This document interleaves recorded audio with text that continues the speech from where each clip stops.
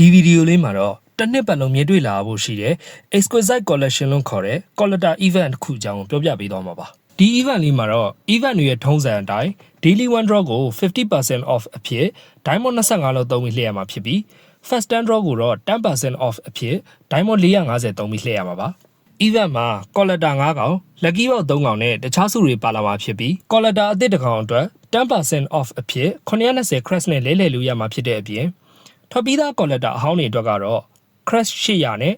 လဲလှယ်လို့ရမှာပါ lucky box အသစ်တစ်ကောင်အတွက် crash 800နဲ့လဲလှယ်ရမှာဖြစ်ပြီးထွက်ပြီးသား lucky box အတွက်ကတော့ 20% off အဖြစ် crash 640နဲ့လဲလှယ်ရမှာပါ free token တွေရနိုင်မယ် premium supply မှာတော့ login ဝင်ခြင်းအတွက်တစ်ကတ် diamond 100အသုံးပြုခြင်းအတွက်တစ်ကတ် diamond 250အသုံးပြုခြင်းအတွက်2ကတ် diamond 500အသုံးပြုခြင်းအတွက်3ကတ် starlight ကတ်အသုံးပြုခြင်းအတွက်2ကတ်ဆိုပြီးစုစုပေါင်း6ကတ်ရရှိနိုင်မှာပါ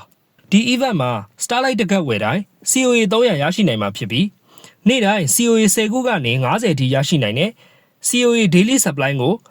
diamond 10လုံးနဲ့နေ့တိုင်းဝယ်ယူနိုင်မှာပါဒါအပြင်လတိုင်း COA 120ကနေ200အထိရရှိနိုင်မယ် COA monthly supply ကို diamond 69လုံးနဲ့လတိုင်းဝယ်ယူနိုင်မှာပါ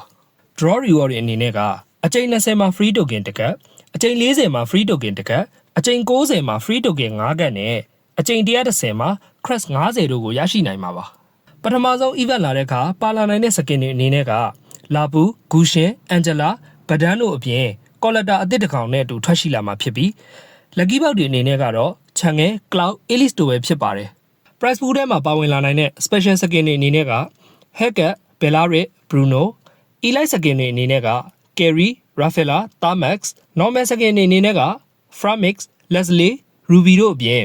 တခြား item တွေအနေနဲ့ crash 5ခုကနေ20အထိရရှိနိုင်မှာဖြစ်ပြီး avatar border emote magic dex နဲ့ avalanche package တို့ပါဝင်လာမှာပါ draw rate တွေအနေနဲ့ကတော့ collector နဲ့ lucky box skin အတွက် 0.08% special skin အတွက် 0.9% elite skin အတွက် 1.2% basic skin အတွက် 6% other item အတွက် 11% skin လဲနဲ့နိုင်မဲ့ crash တွေအတွက်ကတော့ 80.82% လို့ပဲဖြစ်ပါတယ်ဒီ event ရဲ့ထူးခြားချက်အနေနဲ့ကဗီဒီယိုအစမှာပြောခဲ့သလိုပဲလတိုင်းရှိနေမှာဖြစ်ပြီးလတိုင်းရဲ့ပထမဦးဆုံးရက်တွေဖြစ်တဲ့တရက်နေ့မှာ event shop မှာပါဝင်နေတဲ့ skin တွေကိုပြောင်းလဲပြီးသွားမှာပါပေါက်ပြီးသားတွေပြန်ပေါက်တဲ့အခါ crash တွေရနိုင်တဲ့ converted amount တွေအနေနဲ့က collector နဲ့ lucky box အတွက် crash 240ခု special skin အတွက် crash 45ခု elite skin အတွက် crash 36ခု basic skin အတွက် crash 16ခု avatar border အတွက် crash 16ခု battle emote အတွက် crash 5ခုလိုပဲဖြစ်ကြပါတယ်ဗီဒီယိုကိုဒီထိကြည့်လာပြီးဖြစ်တဲ့ကိုလူတို့အတွက်စဉ်းစားနေတာတခုကျင်းနေပေါရှိမှာပါအဲ့ဒါက magic wheel မှာ legend skin လှည့်တယ်လို့မျိုးတလာကျ skin လဲဖို့ crash လေးတွေစုသွားမယ်ဆိုတဲ့အတွေ့ကဒီနေရာမှာပြင်ညီကုန်းချုပ်သွားပါပြီဘာလို့ဆို event ရဲ့ rule ထဲမှာပါတဲ့နောက်ဆုံးအချက်ကလတလရဲ့နောက်ဆုံးရက်ကုံဆုံးသွားတဲ့အခါ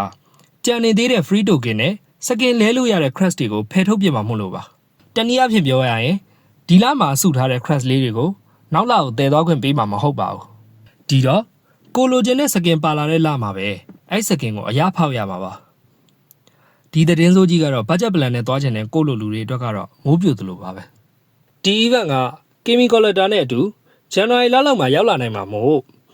event မှာပါဝင်တဲ့ collector skin ကိုဖောက်ချင်တဲ့သူအတွက် weekly pass တွေထည့်ပြီး COA တွေစစုထားနိုင်ပါပြီဘာလို့ဆိုကျွန်တော်စဉ်းစားမိထားတဲ့ plan လေးတစ်ခုက weekly pass က COA နဲ့ဖောက်နိုင်မှုတွေးထားရလေးရှိလို့ပါဒါဆိုအဲ့ဗီဒီယိုလေးကိုအများဆုံးတင်ပေးနိုင်မို့ဒီဗီဒီယိုလေးကနေခဏခွဲခွာကြအောင်ဆိုနော်